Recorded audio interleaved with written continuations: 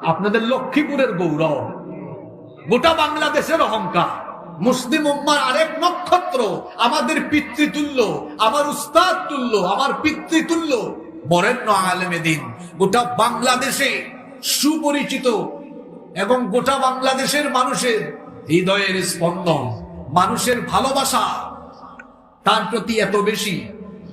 আপনারা জানেন কিনা জানি না, গোটা বাংলাদেশের এমন কোন গ্রাম নাই যেখানে হুজুরকে চিনে না।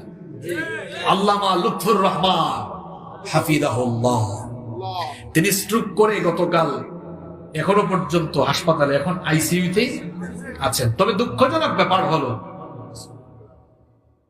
আমাদের গুজব বুক আর গিবত বুকের কারবার, এখানে মানুষ না শুনে অনেক সময় অনেক কিছু প্রচার করে।